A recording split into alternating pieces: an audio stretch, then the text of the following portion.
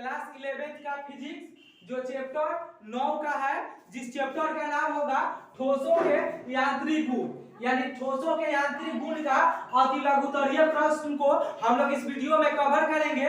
तो चलिए इस वीडियो में हम लोग प्रश्न को देखते हैं। प्रश्न 1 में हमारा है कि शुद्ध अवरूपण का एक उदाहरण है, यानी शुद्ध अवरूपण का एक उदाहरण है। तो आंसर हो जाएगा एक बेलन की ऐंठन शुद्ध अवरूपण का अवरूपण उत्पन्न करती है, यानी जो एक बेलन होती है उसका ऐंठन जो होता है, ऐंठन वो क्या करता है, शुद्ध अवरूपण का अवरूपण उत्पन्न करती है। नेक्स्ट हमारा यहाँ पे हो जाएगा प्रश्न 2 में है कि इलास्टोमर क्या है। तो इलास्टोमर के बारे में यहाँ पे हम लोग लिखेंगे, यह एक ऐसा पदार्थ है जिसे प्रत्यास्थ रूप से विकृत के बड़े मान तक प्रसारित किया जा सके, उसे इलास्टोमर कहते हैं। इलास्टोमर किसे कहते हैं?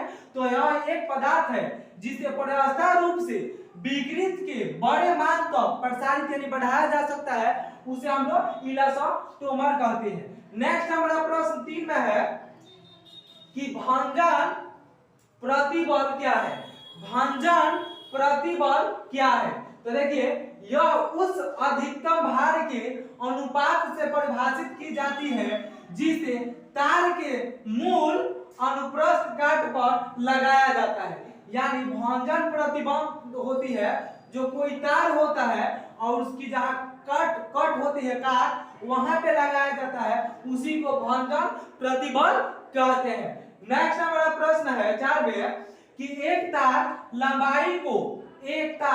लंबाई को खींचकर दुगुना कर दिया जाता है, अनुदैर्घ्य विकृति का क्या मान होगा। यानी यहाँ पे है कि एक तार जो है उसको खींचकर दुगुना कर दिया जाता है, जिसमें अनुदैर्घ्य विकिरण का क्या मान होगा, इसको लिखना है। तो यहाँ पे हम लोग इसका आंसर लिखेंगे, यह उस समय होता है जब पिंड को प्रत्यास्थ सीमा से बाहर विरूपित किया जाता है। तो क्या होती है, उसकी लंबाई जो होती है सेम रहती है और उसमें भंजन जो होता है प्रतिबल कार्य करता है। नेक्स्ट हमारा प्रश्न यहाँ पे है कि प्रास क्या है। प्रास क्या है? तो यहाँ पे होगा, इसका आंसर हम लोग लिखेंगे प्रास का, यह एक सिरे पर भारित परंतु दूसरे स्वतंत्र सिरे वाला दंड है। यानी यह क्या है? तो यह एक सिरे पर भारी परंतु दूसरे पर स्वतंत्र सिरे वाला दंड है। मान लीजिए कोई एक यहाँ पे आपका कोई प्लस वायर हो गया और उसका एक सिरे से दूसरे सिरे तक होता है भारी, उसे हम लोग क्या कहते हैं? उस सिरे का दंड कहते हैं, जिसे प्रास कहा जाता है। नेक्स्ट हमारा प्रश्न होगा कि एक छत से तार को लटकाया गया है परंतु इससे कोई भार बाधा नहीं है, इससे कोई भार बाधा नहीं है, क्या तार प्रतिबल के अंतर्गत है? यहाँ बताना है तार जो है वो प्रतिबल के अंतर्गत है या नहीं है। जब छड़ को यानी यहाँ पे लिखा छत के तार को छत से लटकाया गया है, तो वह क्या है?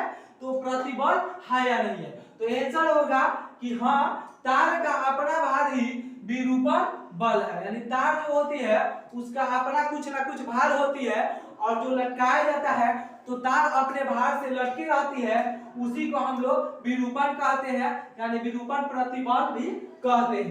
नेक्स्ट हमारा हो जाएगा विकृति का मात्रक क्यों नहीं होता है। यानी विकृति का मात्रक क्यों नहीं होता है? तो इसका आंसर हम लोग लिखेंगे एग्जाम में कि क्योंकि यह दो समान राशियों का अनुपात होता है। यानी कौन दो राशियों का समान अनुपात होता है? तो विकृति का मात्रक जो होता है दो समान राशियों का अनुपात होता है। नेक्स्ट हमारा प्रश्न है कि पलाजन अनुपात क्या है। यानी एग्जाम में पूछेगा कि पलाजन अनुपात क्या है। तो यह पार्श्व विकृत तथा रैखिक विकृति का अनुपात होता है। अभी आप यहाँ पे देखें कि विकृत का अनुपात कौन होता है?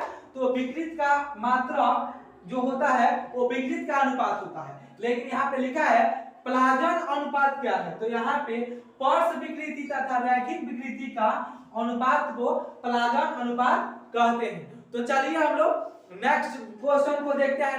तो चलिए नेक्स्ट प्रश्न हम लोग यहाँ देखेंगे 9।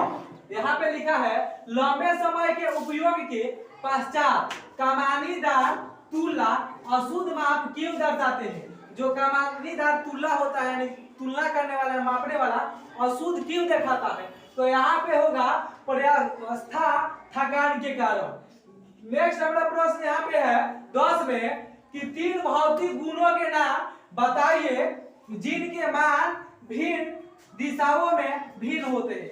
यानी भौतिक गुणों के 3 नाम बताना है जिसका मान जो होता है भिन्न दिशाओं में भिन्न होता है। तो एक होता है ऊष्मा चालक, दूसरा होता है संपीड़िता और तीसरा होता है विद्युत चालक, जिसका तीनों का भौतिक मान भिन्न दिशा में होता है।